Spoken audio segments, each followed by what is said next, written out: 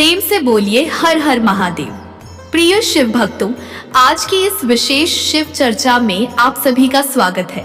आज हम आपको परमपिता परमात्मा भगवान शंकर की एक ऐसी अद्भुत और ज्ञानवर्धक चर्चा सुनाने जा रहे हैं जो आपके जीवन को देखने का नजरिया बदल देगी। हम सभी अक्सर अपने जीवन में छोटी छोटी परेशानियों को देखकर घबरा जाते हैं। हम भगवान से शिकायत करते हैं कि हे प्रभु, मेरे जीवन में ही इतना दुख क्यों है। लेकिन क्या आप जानते हैं कि जिसे हम दुख समझते हैं वो दुख है ही नहीं। तो फिर असली दुख क्या है? आखिर मनुष्य इन दुखों से कैसे मुक्ति प्राप्त कर सकता है? तो शिव भक्तों, आज की यह कथा स्वयं महादेव द्वारा दी गई वो सीख है जो उन्होंने पृथ्वी लोक पर एक साधारण मनुष्य को दी थी। अगर आप अपने दुखों का अंत चाहते हैं और महादेव की कृपा पाना चाहते हैं तो इस कथा को बीच में छोड़ने की भूल मत कीजिएगा। इस शिव चर्चा कथा को पूरा सुनिए, क्योंकि इसे सुनने मात्र से ही मन को शांति और जीवन को नई दिशा मिलेगी। अगर आप सच्चे शिव भक्त हैं तो कमेंट बॉक्स में अभी ओम नमः शिवाय या हर हर महादेव अवश्य लिखें और अपनी हाजिरी लगाएं। तो चलिए अपने मन को एकाग्र करते हैं और चलते हैं उस समय में जब भोलेनाथ पृथ्वी पर भ्रमण के लिए निकले। प्राचीन समय की बात है। एक गांव में एक व्यक्ति रहता था। उसका नाम हरिहर था। वह बड़ा आलसी था और अपने जीवन से बहुत निराश रहता था। उसके दुख का कारण यह था कि उसने अब तक अपने जीवन में कुछ भी हासिल नहीं किया था। वह कुछ भी नहीं करता था। उसके घर वाले भी इस बात से बहुत परेशान रहते थे। वे चाहते थे कि वह बाहर जाकर कुछ अच्छा काम करे, कोई अच्छी नौकरी करे, लेकिन वह उनकी एक नहीं सुनता था। उसके घर वाले दूसरों का उदाहरण देकर उसे ताने मारते थे, उसे तरह तरह की बातें कहते थे, लेकिन उसे कोई फर्क नहीं पड़ता था। जबकि उसके सारे मित्र कामयाब हो चुके थे। कोई अच्छा व्यापार कर रहा था तो कोई अच्छी नौकरी कर रहा था, जिस कारण जब भी वे लोग मिलते तो वे लोग अपनी बढ़ चढ़कर बड़ाई किया करते थे। लेकिन हरिहर कुछ करता नहीं था, जिस कारण जब भी कोई उससे पूछता कि तुम क्या कर रहे हो तो वह कुछ करता तो था नहीं। इसलिए वह हमेशा सबसे केवल एक ही बात कहता था कि मैं कोशिश कर रहा हूँ, लेकिन उसकी कोशिशों का कोई भी फल किसी को नजर नहीं आ रहा था। देखते ही देखते अब ऐसा समय आ चुका था कि हरिहर सभी से मुंह छुपाता रहता था, ताकि उससे कोई यह ना पूछ ले कि तुम क्या करते हो। इसलिए वह कभी किसी के सामने भी नहीं आता था। धीरे धीरे उसका मन दुखी होने लगा था। हरिहर अब बहुत निराश रहने लगा था, मानो वह इस धरती पर बोझ है। इसलिए वह अपने आप को बहुत अकेला महसूस करता था। एक दिन उसके मन में यह विचार उत्पन्न होने लगे कि मेरे हाथों में कुछ नहीं है तो मैं क्या कर सकता हूँ। अकेले बैठकर वह रोता रहा और भगवान को दोष देता रहा। एक दिन छुपता छुपाता हुआ घर से निकलकर कहीं जा रहा था। तभी उसने रास्ते में देखा कि एक महात्मा लोगों को प्रवचन दे रहे हैं और प्रवचन में वह दुख की बातें कर रहे हैं। हरिहर अपना मुंह छुपाकर वहीं पर खड़ा हो गया ताकि उसे कोई देख ना ले और चुपचाप उन महात्मा जी की बातें सुन रहा था। महात्मा जी सभी को प्रवचन में कह रहे थे कि दुख हमारा सबसे बड़ा साथी है। हमें दुख अपने जीवन के बारे में समझाता है और हमें सही जीने का तरीका बताता है। दुख हमारे गुरु की तरह है जिससे हमें सीखना चाहिए। आप चाहे तो अपने जीवन में अपने दुखों को अपना गुरु बना सकते हैं और उससे सीख सकते हैं, या फिर आप चाहे तो अपने दुखों पर बैठकर रो सकते हैं, लेकिन इससे आपको कोई लाभ नहीं मिलेगा, बल्कि आप दिन प्रतिदिन और कमजोर होते जाएंगे, निराश होते जाएंगे। हरिहर छुप छुप कर उन महात्मा जी की बातें सुन रहा था। जैसे ही उपदेश खत्म हुआ, हरिहर उन महात्मा जी के पास पहुंचा और कहने लगा, हे महात्मा जी, अभी आप कुछ देर पहले दुख को गुरु बता रहे थे। आप कह रहे थे कि दुखों से हमें सीखना चाहिए, हमें उन्हें अपना गुरु बनाना चाहिए। लेकिन मैं भी तो अपने दुखों से परेशान हूँ, अपने जीवन से परेशान हूँ। मैंने अब तक जो दुख झेले हैं, मुझे तो कभी ऐसा प्रतीत नहीं हुआ कि मेरे दुख मुझे कुछ सिखा रहे हैं, बल्कि मुझे तो हमेशा यही लगता है कि वह मुझे पीड़ा दे रहे हैं। तकलीफ दे रहे हैं। और दुख की पीड़ा बहुत भयंकर होती है। ऐसा लगता है जैसे अब इसके बाद हमारा जीवन समाप्त हो जाएगा। इसके बाद हमें कुछ नहीं मिलने वाला, और यहाँ तक कि हमें मृत्यु भी उसके सामने कम लगने लगती है। जब लोग ताने मारते हैं, जब लोग यह कहते हैं कि तुम क्या कर रहे हो, तो मन को बहुत ठेस पहुंचती है और मैं उनसे कुछ नहीं कह पाता हूँ। हरिहर की बातें सुनकर महात्मा जी कहते हैं, बेटा तुम्हें क्या दुख है और तुम दुख के बारे में ऐसी बातें क्यों कर रहे हो। हरिहर ने अपने ऊपर बीती हुई सारी बातें उन महात्मा जी को बता दी और कहने लगा, हे महात्मा, क्या आपके पास मेरे दुख का कोई समाधान है। हरिहर की बातें सुनकर महात्मा जी मुस्कुराए और कहने लगे, बेटा जब तुम्हारे जीवन में असली दुख आए तो तुम मेरे पास आना, मैं तुम्हारे दुख का समाधान अवश्य बताऊंगा। उन महात्मा जी की बातें सुनकर हरिहर असमंजस में पड़ गया। उसे यह समझ नहीं आ रहा था कि क्या उसने अब तक जो दुख झेले हैं वह असली दुख नहीं है। उसने जो अब तक पीड़ा झेली, लोगों के ताने सहे हैं और जो तकलीफें उठाई हैं, क्या वह असली दुख नहीं है। आगे वह मन ही मन अपने आप से कहता है कि जब मुझे मेरे अपने नहीं समझ पाए तो यह महात्मा जी मुझे क्या समझेंगे। इतना सोचकर हरिहर वहां से अपने घर की ओर चला आया। अब हरिहर लोगों के ताने सुन सुनकर बहुत थक चुका था। वह बहुत निराश हो चुका था, जिस कारण उसने निर्णय लिया कि वह अब कुछ करके दिखाएगा। उसने अपने पिता से थोड़ा सा रुपया लिया और उस रुपए से उसने एक व्यापार शुरू किया।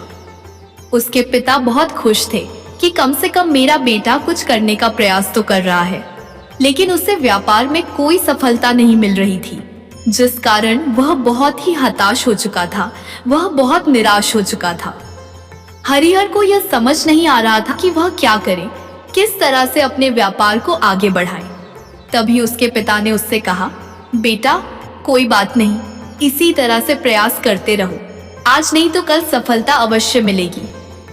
हरिहर ने अपने पिता की बात मानी। हरिहर अब अपने व्यापार में और भी कड़ी मेहनत करने लगा। धीरे धीरे उसे सफलता मिलने लगी और फिर उसने रफ्तार पकड़ ली। देखते ही देखते केवल 2 साल के अंदर वह एक बहुत बड़ा व्यापारी बन गया। अब उसके पास धन दौलत की कोई कमी नहीं थी। जो लोग हरिहर को पहले नापसंद किया करते थे, वही लोग अब उसे पसंद करते थे, उसकी चिंता करते थे, उसके कार्यों की सराहना करते थे। उसके माता पिता भी अब अपने बेटे से बहुत खुश थे और उसकी सफलता से अत्यंत प्रसन्न भी थे। धीरे धीरे हरिहर के मित्रों की संख्या लगातार बढ़ती जा रही थी। हरिहर के कुछ मित्रों ने उसे यह भी सलाह दी कि उसे अपना व्यापार और तेजी से बढ़ाना चाहिए, उसे अपने व्यापार को और फैलाना चाहिए। जब तुम आज केवल इस नगर के सबसे बड़े व्यापारी हो, तब तुम इतना खुश हो, तुम्हारे साथ बहुत सारे लोग हैं। वहीं पर तुम सोचो कि जब तुम इस राज्य के सबसे बड़े व्यापारी बन जाओगे, तब तुम्हारे यहाँ पर लोगों की भीड़ लग जाएगी। लोग तुमसे मिलने के लिए समय निकालेंगे। यहाँ तक कि इस राज्य का राजा भी तुमसे मिलना चाहेगा, तुम्हारी तारीफ करेगा, और यदि कभी ऐसी जरूरत आ पड़ी तो वह तुमसे धन भी उधार लेने के लिए अवश्य आएगा। हरिहर को अपने दोस्तों की यह बात बहुत पसंद आई। हरिहर ने सोचा कि मेरे मित्र सही कह रहे हैं, मुझे अपने व्यापार को और बड़ा करना चाहिए और फैलाना चाहिए, तभी तो हर कोई मेरे बारे में जान सकेगा, हर कोई मुझे पहचान सकेगा। उसने बिना देरी किए, समय को बिना गवाए अपने व्यापार में और मेहनत करने लगा।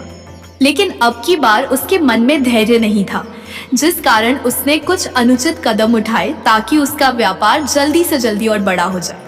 उसने कई लोगों से अधिक मात्रा में धन उधार ले लिया, जिससे उसके ऊपर काफी कर्ज बढ़ चुका था। और इतना ही नहीं, वह यहाँ पर नहीं रुका। उसने अधिक से अधिक मुनाफा कमाने के चक्कर में अपने माल की गुणवत्ता को भी खराब कर दिया, जिससे अब उसके माल में वह बात नहीं रह गई थी जो पहले हुआ करती थी। लेकिन वह अपने मित्रों की बात सुनता रहा। जैसा उसके मित्र कहते थे वह वैसा ही करता चला जा रहा था। यहाँ तक कि उसने अपने व्यापार को और भी तीव्रता से बढ़ाने के लिए अपने दूसरे छोटे व्यापारियों के खिलाफ षड्यंत्र भी रचना शुरू कर दिया, जिस कारण उसके मन में अब पहले जैसा वह सुकून नहीं था। उसे अब रातों को नींद नहीं आती थी। अब उसके मन में केवल एक ही विचार रहता कि किस तरह से उसका व्यापार पूरे राज्य में फैल जाए और वह इस राज्य का सबसे बड़ा व्यापारी बन जाए। इसलिए वह दिन रात केवल इसी मेहनत में लगा रहता कि उसका व्यापार जल्दी से जल्दी और बड़ा हो जाए। हरिहर के पास नौकर चाकर सभी सुख सुविधाएं थीं, लेकिन उसके बावजूद भी वह उन चीजों का लाभ नहीं उठा पा रहा था, क्योंकि उसका पूरा ध्यान केवल अपने व्यापार को और उन्नति पर ले जाना था। एक दिन हरिहर एक मार्ग से होकर गुजर रहा था। तभी रास्ते में हरिहर को उन महात्मा का आश्रम दिखाई पड़ा। यह देखकर वह उन महात्मा जी के पास गया और उनसे कहने लगा, हे महात्मा जी, आपने कहा था कि जब मेरे जीवन में कोई असली दुख आए तब मैं आपके पास आऊं। आज इसलिए मैं यहाँ पर आया हूँ। आज मैं बहुत दुखी हूँ। मैं रातों को सो नहीं पाता। मेरे पास सब कुछ होते हुए भी मैं उनका लुत्फ नहीं उठा पाता। उसने अपनी सारी बातें महात्मा जी को बताई। महात्मा जी हरिहर से कहते हैं, बेटा, जब तुम पहली बार आए थे तब भी तुम बहुत दुखी थे, लेकिन तब तुमने अपने दुख से क्या सीखा? महात्मा जी की बातें सुनकर हरिहर बोला, हे महात्मा जी, जब मैं अपने जीवन में कुछ नहीं कर पा रहा था तब मैंने अपने दुखों से यही सीखा था कि केवल सोचने मात्र से कुछ नहीं होगा। उसके लिए हमें कुछ करना भी पड़ेगा और केवल कोई कर्म करना ही सफलता नहीं है। उस कर्म को उसके अंजाम तक पहुंचाना हमें सफल बनाता है।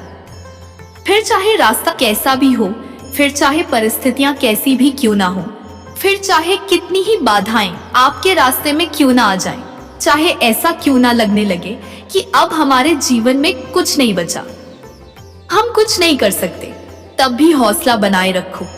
उम्मीद नहीं छोड़नी चाहिए और अपने कार्य पर डटे रहना चाहिए, यह सोचकर कि जब तक मैं अपने कार्य को सफल नहीं कर लेता, जब तक मैं अपने लक्ष्य तक नहीं पहुंच जाता, तब तक मैं इस कार्य को करता रहूंगा। मैं इस कार्य में अवश्य ही सफल होकर रहूंगा, क्योंकि लोग केवल सफल लोगों को महत्व देते हैं, उनके कर्मों को नहीं। हरिहर की यह सारी बातें सुनकर वह महात्मा जी कहने लगे, बेटा, जब तुम्हारे जीवन में असली दुख आए तब तुम मेरे पास आना, मैं तुम्हारी समस्या का समाधान अवश्य करूंगा। इतना कहकर महात्मा जी वहां से चले गए। हरिहर फिर से उनकी यह बातें सुनकर आश्चर्यचकित रह गया। उसे अभी यह समझ नहीं आ रहा था कि उसने जो तकलीफें अभी तक झेली हैं, क्या यह असली दुख नहीं है? हरिहर के मन में अब एक सवाल उत्पन्न होने लगा कि असली दुख क्या है और इसकी पहचान क्या है, और मुझे कैसे पता चलेगा कि इस समय मैं असली दुख में हूँ। लेकिन उसने कुछ नहीं कहा। तभी वह महात्मा हरिहर के पास एक बड़ा सा घड़ा लेकर पहुंच जाते हैं। उस घड़े के अंदर सोने के सिक्के थे। उस घड़े को देते हुए वह महात्मा हरिहर से कहते हैं, बेटा, तुम इसे उस पेड़ के नीचे मिट्टी में दबा दो, क्योंकि यह मेरे किसी काम का नहीं है। जब मुझे इसकी जरूरत पड़ेगी तब मैं वहां से खोद कर इसे निकाल लूंगा, लेकिन अभी के लिए इसे वहां पर मिट्टी के नीचे दबा दो। हरिहर ने महात्मा जी की बात मान ली और वह घड़ा मिट्टी में दबा दिया। इतना सब करके हरिहर उन महात्मा जी को प्रणाम करता है और वहां से वापस अपने घर की ओर लौट जाता है। धीरे धीरे समय बीतता गया। समय के साथ साथ हरिहर व्यापार में और भी ज्यादा उन्नति कर चुका था, लेकिन माल की गुणवत्ता अच्छी ना होने के कारण अब उसके व्यापार में घाटा होने लगा और धीरे धीरे ऐसा समय आया कि उसका व्यापार पूरी तरह से चौपट हो गया। अब उसके पास कुछ नहीं बचा था। हरिहर ने अपने दोस्तों से जो कर्ज लिए थे वह कर्ज भी उसे चुकाने थे, लेकिन हरिहर यह सोचकर निश्चिंत था कि उसने वह कर्ज अपने मित्रों से लिए हैं, जिस कारण वह उन्हें लौटाने में थोड़ी देर अवश्य कर सकता है। वह तो यह सोच रहा था कि उसके मित्र उसका बुरे समय पर साथ देंगे, लेकिन सबसे पहले उसके मित्र ही उससे अपना कर्ज वापस लौटाने की मांग करने लगे। तब हरिहर को एहसास हुआ कि कोई भी अपना नहीं है। उसने अपने मित्रों से उस कर्ज को लौटाने के लिए थोड़ी सी मोहलत मांगी, लेकिन हरिहर के किसी भी मित्र ने उसे कर्ज को लौटाने के लिए मोहलत नहीं दी, बल्कि वे लोग उसे जान से मारने की धमकी देने लगे। अपने मित्रों के मुंह से यह सब सुनकर हरिहर बहुत ही आश्चर्यचकित रह गया। वह जो कुछ सोच रहा था उसके साथ सब कुछ उल्टा हो रहा था। व्यापार के चलते उसके बहुत मित्र और शुभचिंतक बने थे, पर वह सब उससे दूर जाने लगे थे। हर कोई उससे पीछा छुड़ाना चाहता था, कोई भी उसका साथ नहीं देना चाहता था। धीरे धीरे उसकी सारी संपत्ति नीलाम हो गई। अब उसके पास कुछ नहीं बचा था, वह सड़क पर आ चुका था। एक दिन हरिहर ने अपने पिताजी से कहा, पिताजी, मेरी मदद कीजिए, मेरे ऊपर बहुत कर्ज है, मुझे उसे लौटाना है, कृपा करके मुझे थोड़ा सा धन दे दीजिए। इस पर हरिहर के पिता ने हरिहर से कहा, बेटा, मेरे पास यही एक छोटा सा घर है, अगर यह भी मैं तुम्हें दे दूं तो मैं और तुम्हारी माँ कहाँ रहेंगे? हमें भी दर दर की ठोकरें खानी पड़ेंगी। ले देकर अब हमारे पास केवल यही संपत्ति बची है, इसलिए मैं तुमसे क्षमा मांगता हूँ। अपने माता पिता के मुख से यह सुनकर हरिहर चुपचाप वहां से चला आया और मन ही मन वह सोच रहा था कि मेरे पास अब कुछ नहीं बचा है। मेरे पास जो कुछ था वह सब कुछ तो लुट चुका, मेरा सब कुछ तो अब बर्बाद हो चुका है। भला अब मैं जीकर भी क्या करूंगा? अब मेरे पास केवल एक ही रास्ता है जिससे मैं अपने कर्जदारों से अपना पीछा छुड़ा सकता हूँ। यह सोचता हुआ वह एक ऊंची पहाड़ी की ओर पहुंचा। वह पहाड़ी पर चढ़ने ही वाला था कि तभी उसे याद आया कि उन महात्मा जी ने कहा था कि जब तुम पर असली दुख आए तभी तुम मेरे पास आना, मैं तुम्हारी समस्या का समाधान अवश्य करूंगा। यह सोचकर हरिहर के मन में एक बार फिर उम्मीद की लहर दौड़ पड़ी। हरिहर दौड़ता हुआ उन महात्मा जी के पास पहुंचा और हरिहर ने उन्हें प्रणाम करके अपने ऊपर बीती हुई हर एक बात उन्हें बता दी और कहने लगा, हे महात्मा, आपने कहा था कि जब मेरे ऊपर असली दुख आए तब आप उसका समाधान अवश्य करेंगे। तभी वह महात्मा जी हरिहर की इस बात को सुनकर मुस्कुराने लगे और कहते हैं, बेटा, कहाँ है असली दुख? जब तुम्हारे जीवन में असली दुख आएगा तो मैं उसका समाधान अवश्य करूंगा। उन महात्मा जी के मुख से यह सुनकर हरिहर के सब्र का बांध टूट गया और हरिहर ने उन महात्मा जी से कहा कि क्या मैंने आज तक जो भी दुख झेला है, जो भी तकलीफ झेली है, क्या यह दुख नहीं है? क्या इसे दुख नहीं कहते? तभी वह महात्मा हरिहर से कहते हैं, बेटा, पहले तुम मुझे यह बताओ कि तुमने अपने दुख से क्या सीखा है। इसका जवाब देते हुए हरिहर उन महात्मा से कहता है, हे महात्मा, मैंने तो यही सीखा है कि जो लोग तुम्हारी तरक्की में तुम्हारा पीछा करते हैं वो लोग अवश्य ही तुम्हें धोखा देंगे, क्योंकि ऐसे लोग बुरे समय पर तुम्हारा साथ नहीं देने वाले, बल्कि तुम्हारा फायदा उठाने का ही वह प्रयास करेंगे। इसलिए ऐसे लोगों पर भरोसा ना करें, बल्कि जो लोग तुम्हारी असफलता के समय पर, तुम्हारे बुरे समय पर तुम्हारे साथ खड़े हैं, वही तुम्हारे असली मित्र हैं और वही तुम्हारे साथ रहते हैं। और ऐसे लोग तुम्हें बहुत कम मिलते हैं। जिन्हें भी ऐसे लोग मिलते हैं उन्हें हमेशा उनकी कद्र करनी चाहिए। जब तुम कोई कार्य कर रहे हो तो उसे पूरी ईमानदारी से करो, धैर्य रखो, लालच ना करो, क्योंकि ऐसा करने से तुम्हारे साथ ही बुरा होगा और तुम हमेशा नुकसान में रहोगे। हरिहर की यह सारी बातें सुनकर महात्मा उसे उस घड़े के पास ले गए जहां उस घड़े को उन्होंने मिट्टी में दबाया था। उन्होंने गड्ढा खोदा। वह घड़ा हरिहर के हाथ में थमाते हुए महात्मा जी ने हरिहर से कहा, ये लो, अभी इससे तुम अपना काम चलाओ और जब तुम्हारे जीवन में असली दुख आए तब तुम मेरे पास आना, मैं उसका समाधान अवश्य करूंगा। हरिहर महात्मा जी की बात सुनकर बड़ी अचरज में पड़ गया। उसे यह समझ नहीं आ रहा था कि आखिर यह असली दुख क्या है, लेकिन उसने अपने हाथों में पकड़े उस घड़े को देखा जिसके अंदर सोने के सिक्के थे। यह देखकर उसे मन ही मन यह लगा कि चलो अब तो थोड़ी सी राहत अवश्य हो जाएगी, मैं अपने मित्रों का वह कर्ज लौटा सकूंगा और एक नया व्यापार भी फिर से आरंभ कर सकूंगा। यही सोचते हुए हरिहर ने उन साधु महात्मा को प्रणाम किया, उनका धन्यवाद किया और वहां से चल पड़ा। हरिहर ने उन सोने के सिक्कों से सभी का कर्ज लौटा दिया और अपने लिए एक बार फिर से नया व्यापार शुरू किया।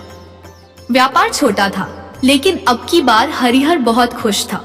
उसने अपने व्यापार पर काम किया और देखते ही देखते एक बार फिर से वह एक बड़ा व्यापारी बन गया। लेकिन अब की बार वह बहुत खुश था, क्योंकि इस बार उसने कोई लालच नहीं किया, ना ही किसी के लिए षड्यंत्र रचा, बल्कि उसने पूरी ईमानदारी और मेहनत के साथ अपने व्यापार पर काम किया। लेकिन जैसे जैसे आप धनी होते जाते हैं, जैसे जैसे आप अमीर बनते जाते हैं, आपके मन में एक डर और उत्पन्न होने लगता है, और वह डर है अपनी दौलत को ना खो देने का, जिस कारण आप लोग दान पुण्य करना शुरू कर देते हैं, लोगों की मदद करते हैं ताकि आपके जीवन में कभी कोई दुख ना आए। लेकिन यह जीवन सुख और दुख का संगम है, जिस कारण हर किसी को सुख और दुख से होकर गुजरना ही पड़ता है। इसी वजह से एक बार फिर से हरिहर के जीवन में एक और दुख का आगमन हुआ। अब की बार उसके माता और पिता दोनों की मृत्यु हो गई। हरिहर अपने माता पिता से बहुत प्रेम करता था, इसलिए उसके मन को बहुत गहरा आघात पहुंचा।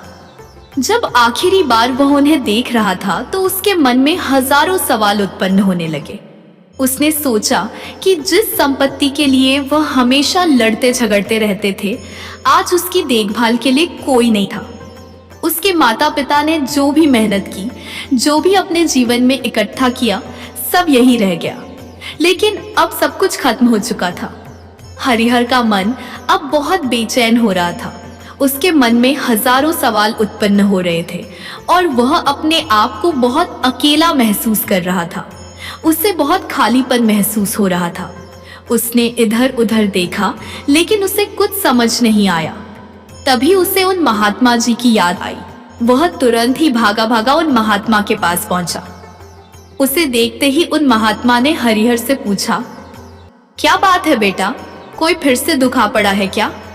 तभी हरिहर ने कहा, नहीं गुरुदेव, अब तो सब ठीक है, लेकिन आज मेरे माता पिता की मृत्यु हो गई और मैं बहुत अकेला महसूस कर रहा हूँ। मैं बहुत दुखी महसूस कर रहा हूँ। महात्मा जी हरिहर से कहते हैं, बेटा, इसमें दुखी होने वाली क्या बात है? यह तो जीवन है। यहाँ पर कोई भी रहने नहीं आया और ना ही कोई रहेगा। हम सब एक ना एक दिन मृत्यु को प्राप्त हो ही जाएंगे, और मृत्यु कब आएगी यह किसी को नहीं पता। हो सकता है कि तुम्हारी मृत्यु कल ही हो जाए। मैं तो अभी जवान हूँ और मुझे तो अभी अपनी पूरी उम्र जीना है। मैं तो कुछ करना चाहता हूँ, और आप कह रहे हैं कि मैं कभी भी मृत्यु को प्राप्त हो सकता हूँ।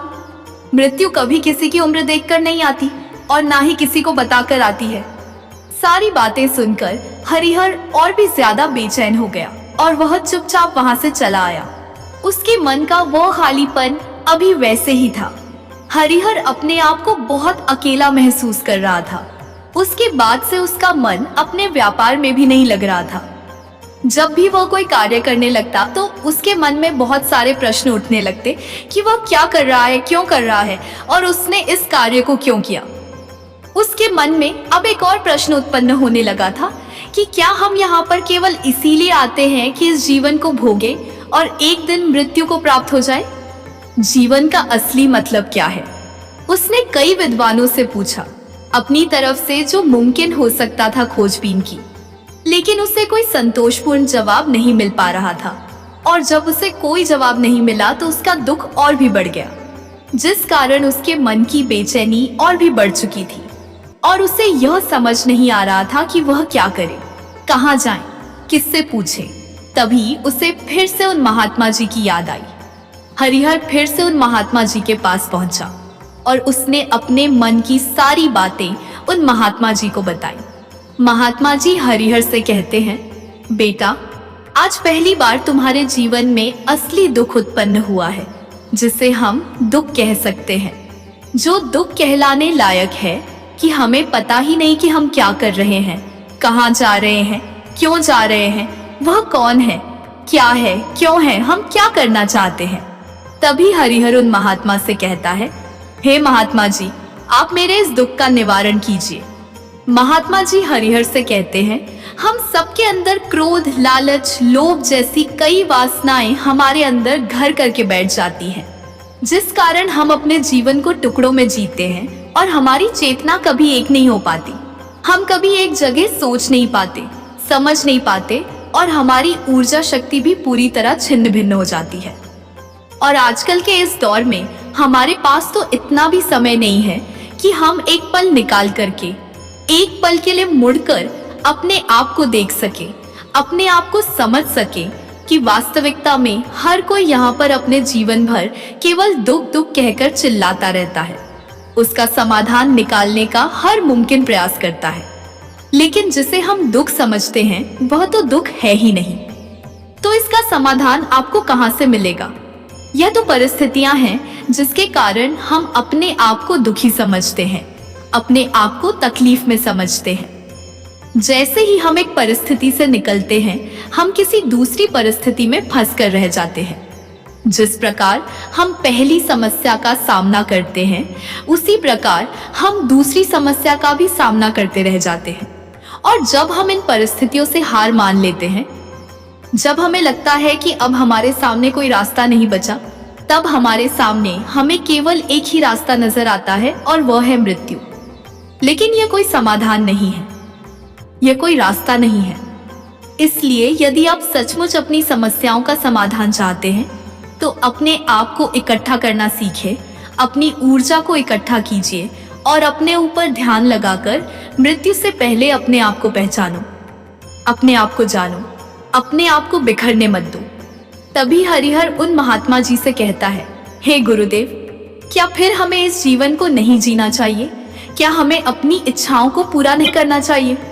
महात्मा जी हरिहर से कहते हैं, बेटा, हमें किसी से भी लगाव नहीं रखना चाहिए, हमें अपनी इच्छाओं को मार देना चाहिए, हमें ज्यादा संपत्ति इकट्ठा नहीं करनी चाहिए, क्योंकि हम मनुष्य की इच्छाएं, कामनाएं ऐसी होती हैं जैसे मानो कि एक पर्वत से गिरता हुआ झरना, जिस पर किसी का नियंत्रण नहीं है सिवाय देखते रहने के और परेशान होने के।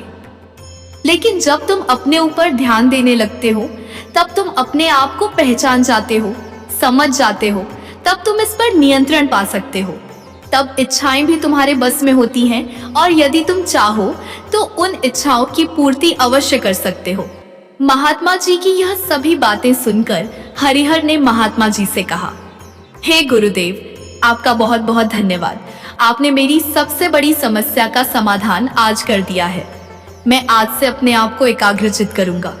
गुरुदेव, मानव शरीर में बहुत ऊर्जा है, बहुत शक्ति है, पर वह बेकार के कामों में लग जाती है, जिस कारण हमारा जीवन भी बेकार की चीजों में लगा रहता है। लेकिन हम कभी भी इस पर अपना ध्यान नहीं देते, हम कभी भी अपनी ऊर्जा को केंद्रित नहीं करते। हमारा जीवन भी कुछ ऐसा ही है।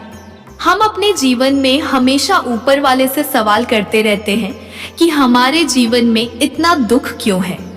हम सभी के मन में यह सवाल तो अवश्य ही उठता है, और इसका जवाब है कि वह ईश्वर यह चाहता है कि हम अपने जीवन के अंतिम दुख तक पहुंच सके, उस गहराई तक पहुंच सके जहां पर हमें यह पता चल सके कि हमने अभी तक अपने आप को नहीं जाना, अपने आप को नहीं पहचाना।